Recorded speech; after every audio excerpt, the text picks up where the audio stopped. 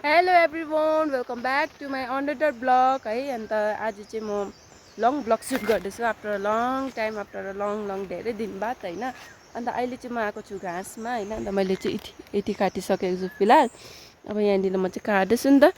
मेरो हँसिया चाहिँ यो चाहिँ कि कचिया चाहिँ बेड फुस्केको छ होइन। अन्त म यही घाँस काट्दैछु। अन्त आजको वेदर पनि एकदमै दामी अनि मजाको भइरहेको छ नि त, हेर्नु सक्नुहुन्छ है कस्तो दामी भइरहेछ होइन, घाम लागिरहेको छ। अन्त आज चाहिँ धेरै कामहरू पनि गर्नु छ घरमा।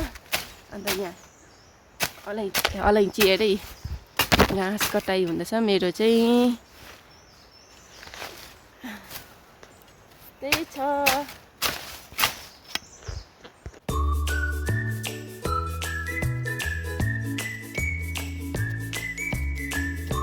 घाँसको भाडी पुग्यो मेरो चाहिँ। अब चाहिँ घर फर्किँदैछु है म चाहिँ होइन। मेरो घाँसको भाडी चाहिँ यति काटेँ।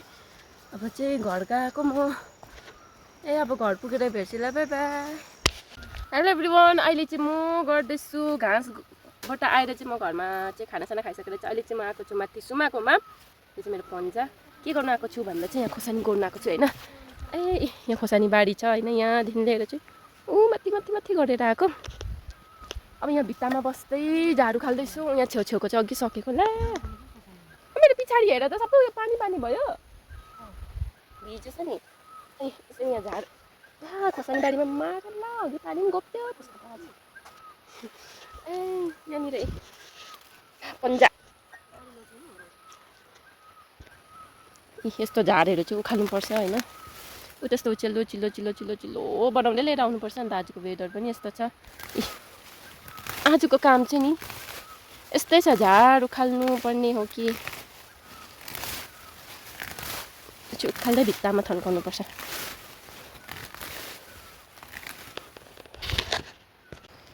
साथीहरू, हामीले अघि चाहिँ खोर्सानी बारी गोडिसकेर अब चाहिँ यहाँनिर टमाटर बारी गोड्दैछु होइन। अन्त टमाटर पनि निकै ठुल्ठुलो भएछ, थाङ्ना पनि लगाइसक्नु भएको रहेछ। अन्त आज चाहिँ यस्तै छ। तपाईँहरूको चाहिँ के गोड्ने बेला भयो? खोर्सानीहरू टमाटरहरू गोड्नु हुँदैछ कि बेला भयो? गोड्नुहोस् है, यस्तै छ। अब एकछिनमा भेट्छु त साथीहरू। अहिले चाहिँ यहाँ म खोर्सानीमा के पो भन्छ किराको दबाईहरू हाल्नु आएको छु हो। कमिलाले खाँदैन। अन्त के पो भन्छ के हो कुनै हालेको छु म भैँसोबाट हाल्छु के भनौँ भयो। त्यही भएर चाहिँ त्यो झाड मात्रै छ त।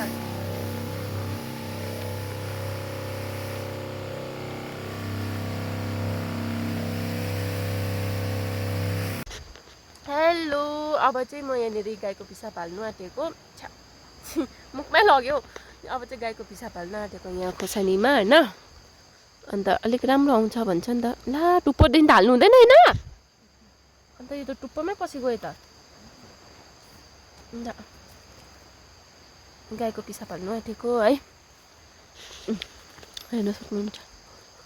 आजको चाहिँ मेरो ड्युटीहरू यस्तै छ। खोर्सानी गोड्यो, यता पनि भर्खर खोर्सानी गोडिकन उयो गरेको। आजको काम मेरो चाहिँ यसरी पिसाबहरू पनि हाल्नुपर्छ होइन। एकदम राम्रो आउँछ नि त, हुर्किन्छ पनि।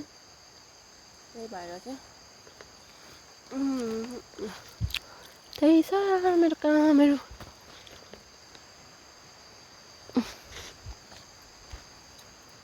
कमिलाहरू कुद्दैछ।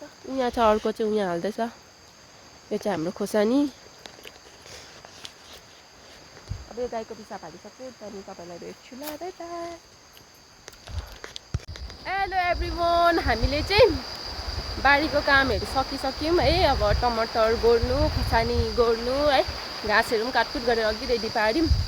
अन्त अहिले चाहिँ हामी घर जाँदैछु म। अनि यहाँ कृतिका छ, झर्किन बोकेर आउनुहोस् ल।